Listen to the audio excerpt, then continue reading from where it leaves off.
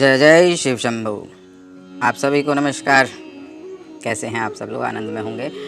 आज जीवन सूत्र में, जीवन दर्शन में आज हम चर्चा करेंगे कर्मों के रहस्यों की। वो रहस्य वो कर्मों में वो कौन सा रहस्य है जिसको अपनाकर कृष्ण पूरे महाभारत में पूरे अपने जीवन काल में हंसते रहे, आनंद में रहे।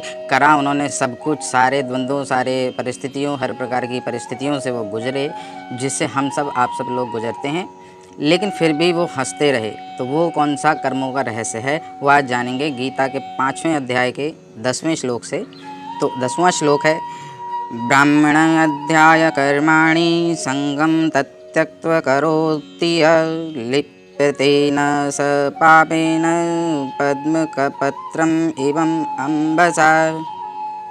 इसमें वो कह रहे हैं, जो व्यक्ति कर्म फलों को परमेश्वर को समर्पित करके आसक्ति रहित होकर अपना कर्म करता है, वह पाप कर्मों से उसी प्रकार अप्रभावित रहता है जिस प्रकार कमल पत्र जल से प्रभावित नहीं होता।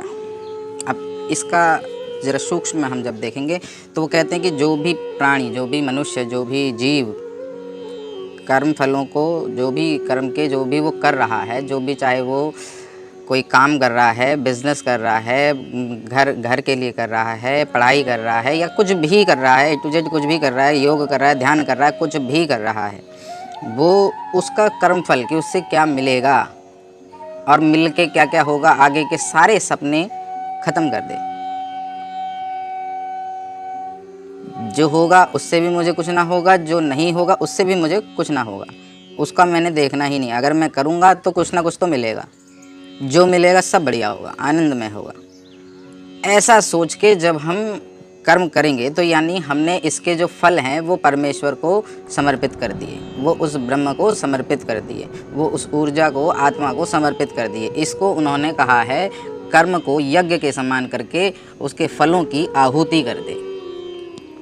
आहुति करते ही जब आपने इच्छाएं, उसके कर्मफल की इच्छाएं ही त्याग दी और सिर्फ कर्म पे फोकस करा, अपनी पढ़ते समय सिर्फ अपनी पढ़ाई पे फोकस करा, ये नहीं सोचा पास होंगे फेल होंगे, जो होंगे होंगे, वो कोई अलग इतनी बड़ी बात नहीं है। बात यह है कि क्या मैंने पढ़ते समय मैं पढ़ रहा हूँ, बस पढ़ते समय मौज से, आनंद से पढ़ूँ, स्वाद से पढ़ूँ, बस जैसा पढ़ूंगा वैसा ही परिणाम आएगा। वहाँ उसकी अदालत में कोई गवाह नहीं होता, कोई वकील नहीं होता, क्योंकि वहाँ जो जज है वही सब देख रहा है, उसके सामने ही सब कुछ हो रहा है। तो इसलिए उसे फैसला सुनाने में ज़्यादा ना टाइम लगता, ना उसे कोई कभी वो गलत लेता। हम उसको ज़बरदस्ती कसूरवार ठहरा देते हैं, क्योंकि हमारे जो हमने उस समय उस काम में ध्यान लगाने की, उस काम में आनंद लेने की बजाय जो हमने सारा आनंद फोकस कर रखा था उसके परिणामों में, वो परिणाम नहीं आया। आता भी कैसे, क्योंकि हम पहले तो हमने अपना सारा समय व्यतीत कर दिया उसके परिणाम के आनंद में, और जो परिणाम आता है वो लगभग हमेशा उससे अलग ही आता है। इसीलिए हम कहते हैं जो सोचते हैं वो होता नहीं। सोचते ही क्यों हैं? ये सोचना ही, कृष्ण यहाँ पे बता रहे हैं कि ये सोचना ही व्यर्थ है। तुम्हारा कर्म, अर्जुन को यही बता रहे हो कि तेरा कर्म सिर्फ कर्म करना है, उससे उसके कर्म फलों से प्रभावित होना बंद कर दे। और जैसे ही हम प्रभावित होना बंद करेंगे तो हम देखेंगे हमारी आसक्ति, जो भी उस कर्म से आसक्ति है वो खत्म हो जाएंगी। हम सिर्फ पढ़ रहे हैं तो पढ़ने के लिए पढ़ रहे हैं, बात खत्म। उससे क्या मिलेगा, क्या बनूंगा, क्या नहीं बनूंगा, वो एक अलग बात। जितना पढ़ूंगा, जैसा पढ़ूंगा वैसा बनूंगा, बात खत्म। और जो भी बनूंगा वो क्या बनेगा, क्या वो आप जो डॉक्टर है, क्या वो डॉक्टर हो गया, या उसे डॉक्टरी का ज्ञान हो गया? ज्ञान ही तो हुआ है। वो तो ना डॉक्टर होगा, ना वेटर होगा, ना कंपाउंडर होगा, कुछ नहीं होगा। वो तो जो था, जो जिस समय पैदा हुआ था, जो था वैसा ही आनंद स्वरूप ही रहेगा। तो इससे आसक्तियाँ खत्म हो जाती हैं। आसक्तियाँ खत्म होने से जब आसक्ति ही नहीं रही तो फिर हम उसमें किसी भी पाप, उसका ना पाप हमें लगता, ना उसका पुण्य लगता। वो इसीलिए कह रहे हैं कि वह पाप कर्मों से उसी प्रकार अप्रभावित रहता। मतलब वो कर्म प्रभाव जो होते हैं, जितने भी कर्मों के जो हमारे सुख और दुख के बंधन होते हैं, क्योंकि हमने जो चाहा नहीं था, तो जो भी मिलेगा वो हमारे लिए आनंदपूर्ण ही होगा।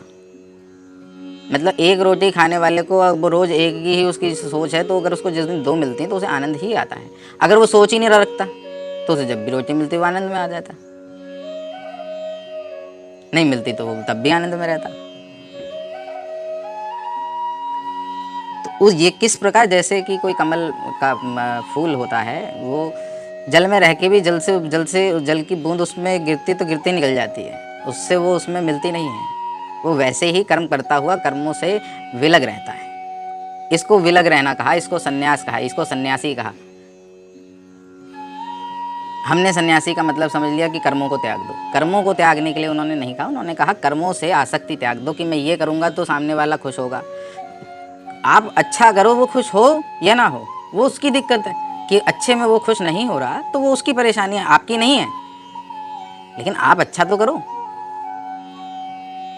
आप ही अच्छा नहीं करोगे, वो खुश कैसे होगा? आप अच्छा करो, वो खुश होगा, जरूर होगा, अब तक नहीं होगा।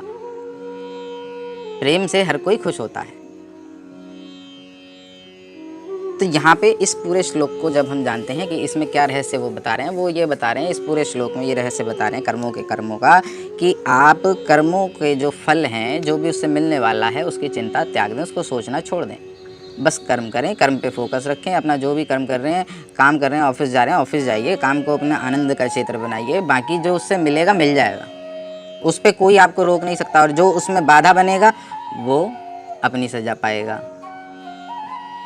आपका कुछ नहीं कभी रुकने वाला। कभी एक बार उसके भरोसे तो चल के देखिए। जिसने हमारे जीवन में जीने के लिए लगभग अगर 10 चीज़ें चाहिए तो 9 तो पहले से फ्री में ही दे रखी हैं। एक खाली कमा के खाना है हमें। तो उसके लिए भी आप उसके मार्ग पे चल के तो देखिए, आनंद होके चल के तो देखिए। तो इस श्लोक के मर्म में आज इतना ही। आपको मर्म पसंद आया हो तो अनवरत इस ज्ञान को सुनने के लिए चैनल को सब्सक्राइब करें, और पसंद आया हो तो अपने दोस्तों के साथ शेयर करें। इतने गौर से, इतने आनंद से मेरे को सुनने के लिए आप सभी का बहुत बहुत धन्यवाद। आप सबसे फिर मुलाकात होगी अगले श्लोक में, 11वें श्लोक में, कर्म के नए रहस्यों को जानने के लिए, जो कृष्ण दे रहे हैं अनवरत अर्जुन को, उसको जानने के लिए कल आपसे फिर मुलाकात होगी। तब तक आनंद में रहें, अपने कर्मों से कोई भी आसक्ति हटा दें, आनंद होके करें कि आप ही करता हैं और आप ही अकर्ता। बस आनंद के लिए करें। जय श्री कृष्ण, हर हर महादेव।